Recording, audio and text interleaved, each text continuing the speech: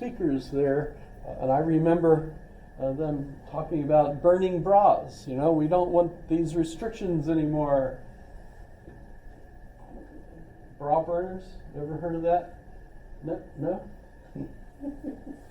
Gloria Steinem. I've seen her. You know, she started off as a Playboy bunny. Did you know that? What an evolution. Yeah, I know. Yeah. In any case, so that's evolved. But I've met a lot of people who feel like the rights that we hold dear in our country are universal. All men are created equal, and all men have the right to life, liberty, and the pursuit of happiness. So people get upset with people in China, for example, because people go and visit China and they discover that none of the people there have any of these rights. Well, guess what? They're not part of our social contract.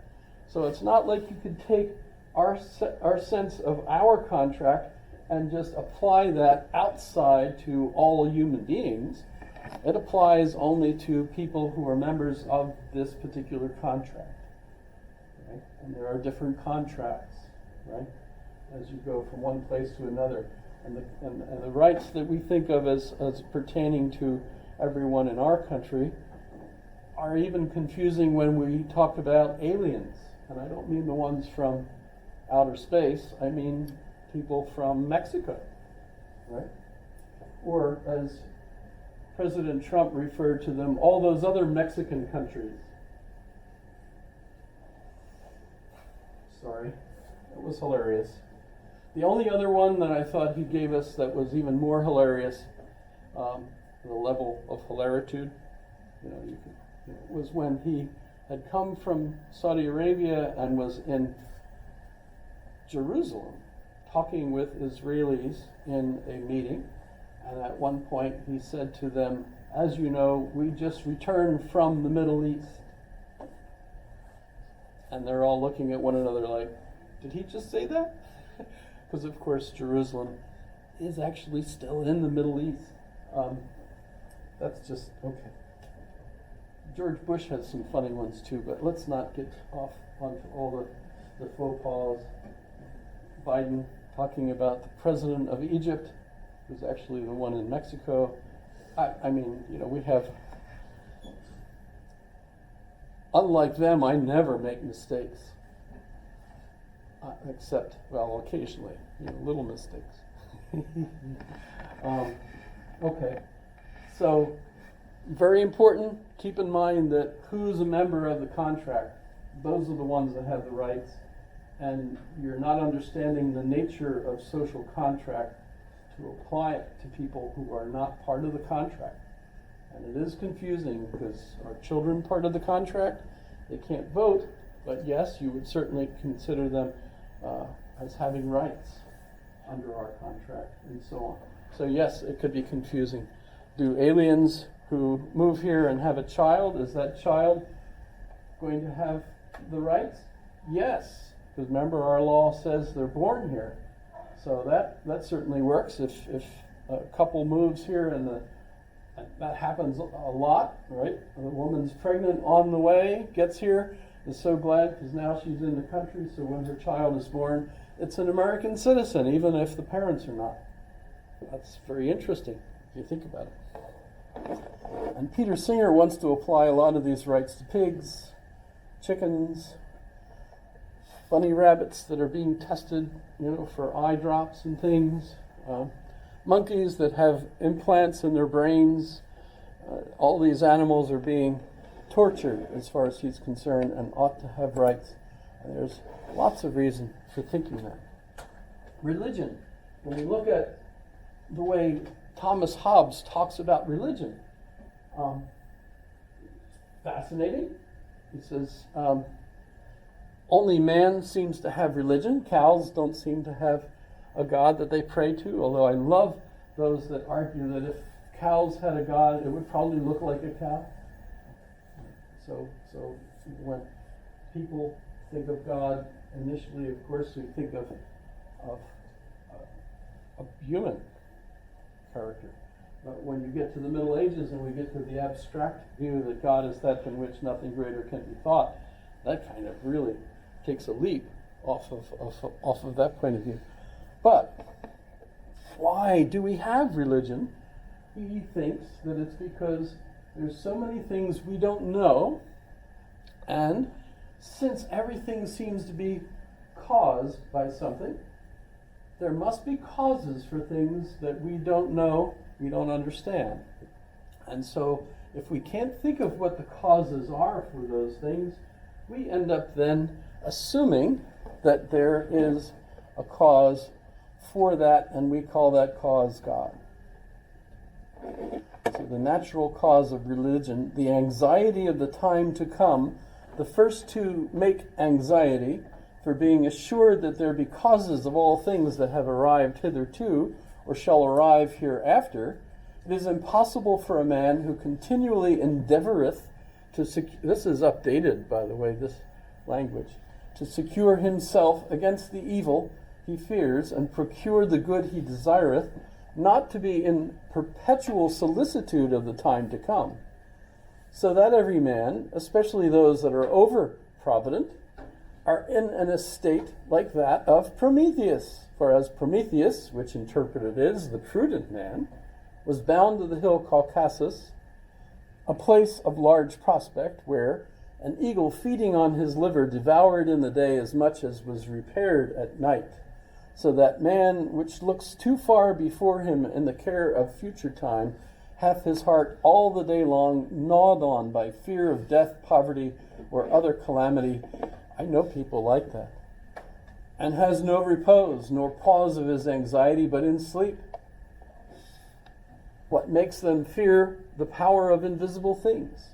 This perpetual fear, always accompanying mankind in the ignorance of causes, as it were in the dark, must needs have for object something. And therefore, when there is nothing to be seen, there is nothing to accuse, either of their good or evil fortune, but some power or agent invisible.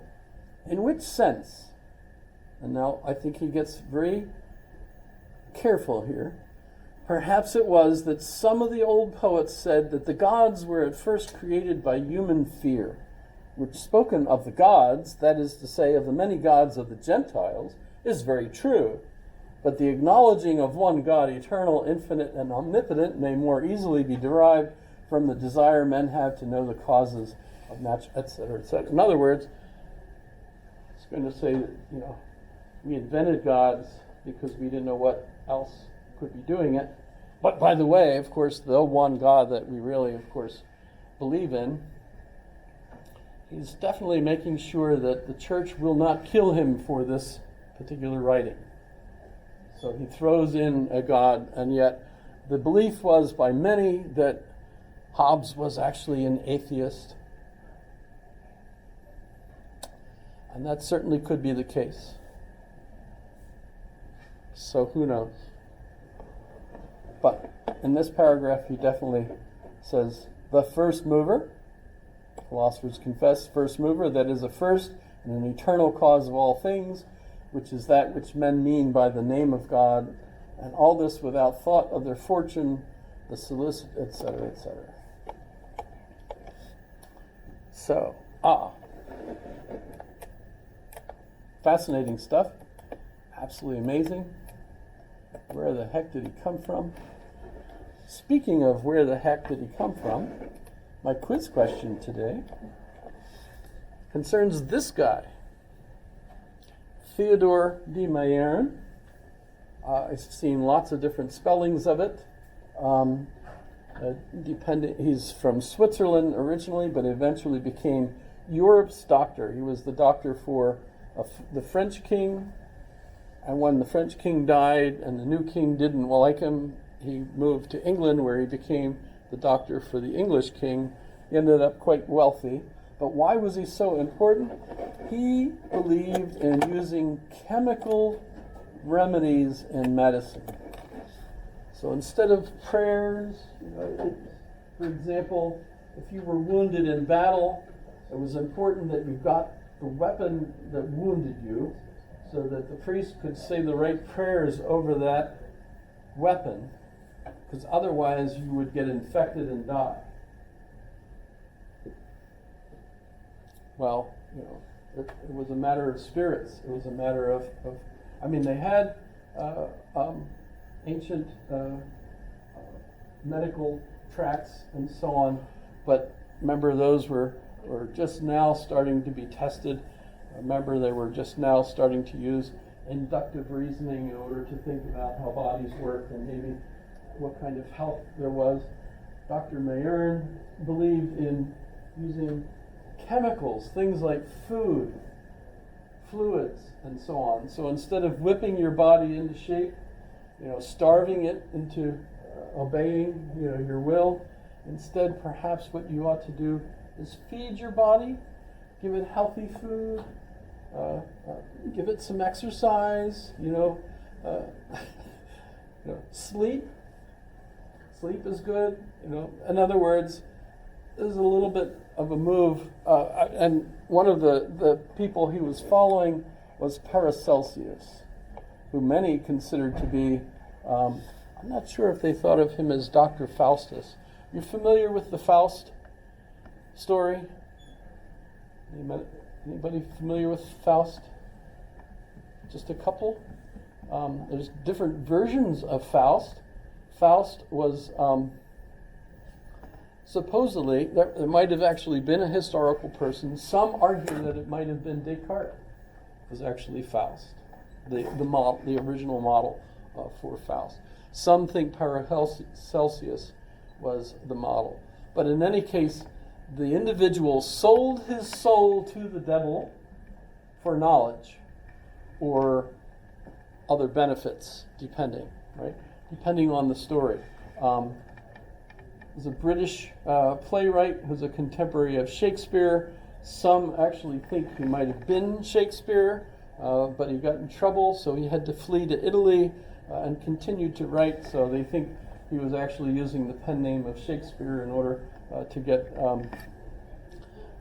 published and to get his plays produced, and that was Christopher Marlowe.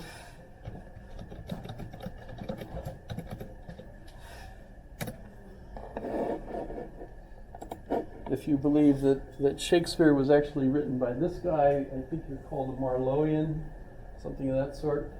I'm a Baconian. I think Francis Bacon was the one that actually wrote the plays that are called Shakespeare's plays.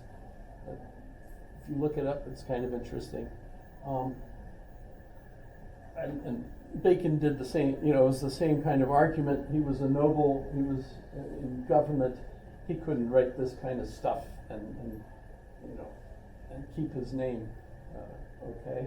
So he had a pen name of a gentleman who worked in the theater and who was an actor, and in agreement with him used his name to publish his plays. But the interesting version of Faust that he gives us, his most famous play, was Faust sells his soul to the devil for all kinds of rewards and pleasures and so on. And sure enough, at the end of his life, the devil comes to collect his soul. And of course, he doesn't want to give it up, but nonetheless, Satan takes it, and off he goes to hell. There goes his soul. So, lesson: don't sell yourself to the devil. Don't sell your soul to the devil. The most interesting variant of this is the one by Goethe. Let's do Goethe real quick. I've got only did I ever tell you the question? By the way, the quiz question. What do you think of Europe's position? What do you think of Theodor Mayerne, however you spell it? This is a terrific book, by the way. Trevor Roper was a terrific writer, except his book about Hitler, which was, everyone agrees, totally wrong. And so in that case, that's fine. But who is Goethe? So Goethe is a romantic, so he's later, notice he's all the way 1749 to 1832. His version of Faust. Faust sells his soul to the devil. The devil eventually teaches him so much information, he learns so much that when Satan comes to collect his soul, he's actually defended by a woman who loves him, and as a result, love saves the day, and as a result, his soul is safe from the devil. So it's a different variation on that, totally. Kind of fascinating. I feel like I've got lots of loose ends. There's just so much going on, but I'll quit at that point. So we're done until next Monday. Next Monday we'll be looking at Spinoza. Benedict Spinoza, or Baroque Spinoza, depending which language you use. And if you're interested in reading some Benedict Spinoza, the Ethics is the main text. It's certainly on the web, and you can have a look at it. Any questions for me? You guys having fun?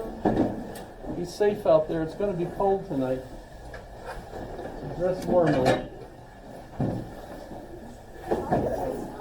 thought it was interesting how you brought up how like God is viewed as like a man